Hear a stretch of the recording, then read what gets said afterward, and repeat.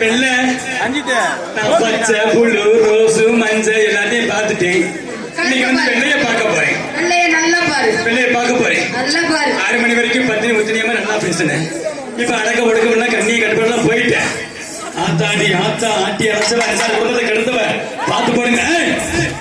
என்னடி குடும்பத்தை கெடுத்தேன் இதுவரை நான் ஒத்த குடும்பத்தை கெடுக்கிறேன். இனிமே கெடுக்க போறேன். இனிமே